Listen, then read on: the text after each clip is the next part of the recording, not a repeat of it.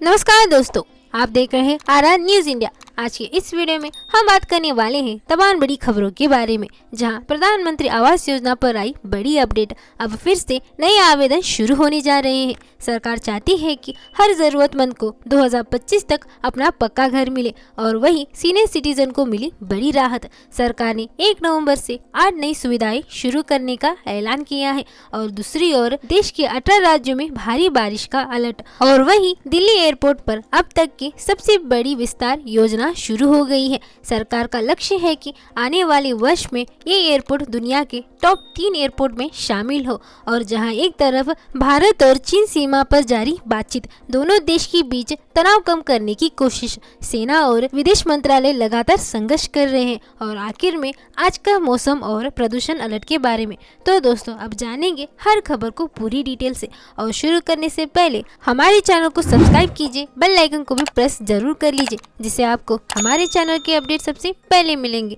चलिए शुरू करते हैं आज की पहली बड़ी खबर से। तो पहली खबर है प्रधानमंत्री आवास योजना के बारे में। सरकार ने 2025 के लिए इस योजना से जुड़े नए अपडेट जारी किए हैं। केंद्र सरकार ने ऐलान किया है कि प्रधानमंत्री आवास योजना अर्बन और प्रधानमंत्री आवास योजना ग्रामीण दोनों के तहत नए आवेदन एक बार फिर से खोले जा रहे हैं और नए आवेदन दौर 1 नवंबर 2025 से शुरू हो गया है। और अब पात्रता के नियम में ढील दी गई है ताकि ज्यादा लोग योजना का लाभ ले सकें। और सरकार का लक्ष्य है कि 2025 से लेकर 26 तक हर जरूरतमंद को पक्का घर उपलब्ध कराया जाए। और तो जो लोग पहले आवेदन नहीं कर पाए थे या जिनके आवेदन रिजेक्ट हो गए थे, वे अब फिर से ऑनलाइन पोर्टल पर आवेदन कर सकते हैं।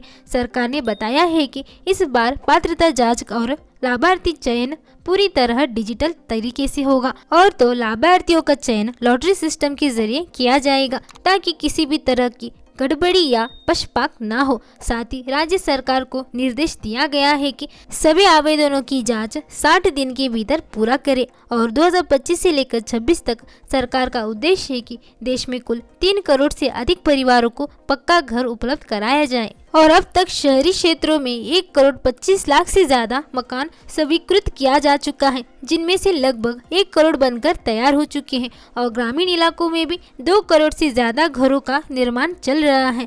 और तो इस योजना के तहत पात्र परिवारों को अधिकतम 2 करोड़ 67 लाख तक की सब्सिडी मिलती है और घर निर्माण या खरीदने के लिए कम ब्याज दर पर लोन भी मिलता है। और इस योजना में महिला सदस्य के नाम पर संपत्ति रजिस्ट्रेशन की सुविधा भी दी जाती है। तो दोस्तों, अगर आप भी अपने खुद का घर का सपना देख रहे हैं तो ये मौका आपके लिए सुनहरा है। 1 नवंबर से आवेदन शुरू हो रहे हैं, इसीलिए समय रहते अपना आवेदन अप्लाई जरूर करें। और अगली खबर है सीनियर सिटीजन के लिए 8 नई सुविधाओं के बारे में। सरकार ने 1 नवंबर से देश भर के वरिष्ठ नागरिकों के लिए 8 नई सुविधाएं शुरू की जा रही हैं। सरकार का उद्देश्य है 60 वर्ष के ऊपर के नागरिकों को डिजिटल और वित्तीय रूप से स्वस्थ बनाना। तो नई सुविधाओं में शामिल है पहला, डिजिटल पेंशन ट्रैकिंग ऐप। इसमें पेंशनर अपने मोबाइल से ही पेंशन की स्थिति, भुगतान तारीख और हिस्ट्री चेक कर पाएगा। इस ऐप से पूरी प्रक्रिया तेज और पारदर्शी बनेगी।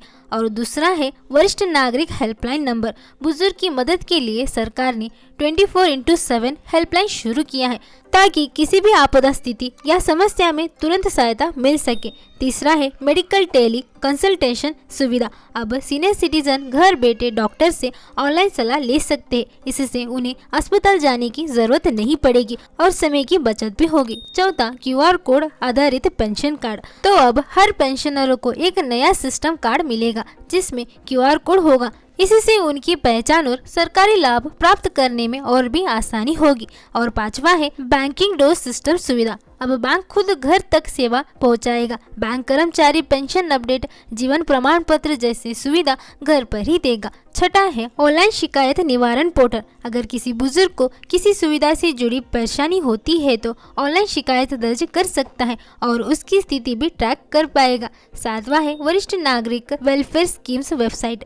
सरकारी योजनाओं की सारी जानकारी अब एक ही वेबसाइट पर मिलेगी। इससे आवेदन करना और योजनाओं के बारे में जानना बहुत आसान होगा। और आखिर में 8वां है सिल्वर पास रेलवे छूट डिजिटल लेकर। रेलवे की सीनियर सिटीजन छूट अब पूरी तरह डिजिटल हो गई है। अब टिकट बुकिंग और वेरिफिकेशन दोनों प्रक्रिया तेज और आसान होगी। यह थी सरकार की 8 नई सुविधाएं जो सीनियर सिटीजन के लिए बनाई गई हैं। तो आपको इन 8 नई सुविधाओं में से कौन सी सुविधा सबसे बेस्ट लगी, हमें कमेंट में जरूर बताइए।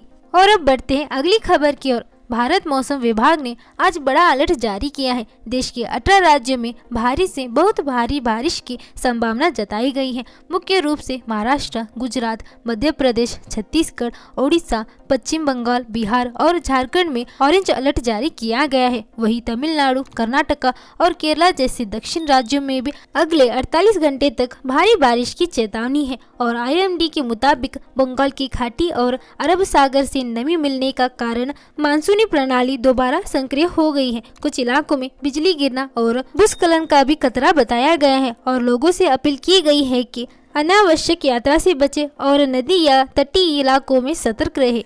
तो चलिए बढ़ते हैं अब अगली खबर की ओर। दिल्ली के इंदिरा गांधी अंतर्राष्ट्रीय हवा अड्डे को लेकर बड़ी घोषणा की गई है। दिल्ली इंटरनेशनल एयरपोर्ट लिमिट ने अगले 5 वर्ष में एयरपोर्ट की क्षमता में 20% की बढ़ोतरी का प्लान पेश किया है। अब यह एयरपोर्ट हर साल लगभग 10.5 करोड़ यात्रियों को संभालता है और दिल्ली इंटरनेशनल एयरपोर्ट लिमिट का लक्ष्य है कि 2030 तक यह संख्या 12.5 करोड़ से ज्यादा हो जाए। और इस विस्तार के तहत टर्मिनल 3 में नया पियर ई बनाया जाएगा और टर्मिनल 1 में पार्किंग स्टैंड बनाया जाएगा। इससे यात्री की भीड़ कम होगी और उड़ान सेवा तेजी से चल सकेगी।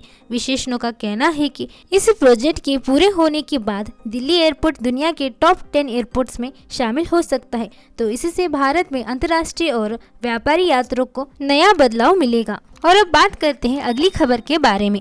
भारत और चीन के बीच लंबे समय से चले आ रहे सीमा तनाव को कम करने के लिए आज फिर कूटनीतिक बातचीत हुई। बीजिंग में दोनों देश के अधिकारियों के बीच working mechanism for border affairs की बैठक संपन्न हुआ।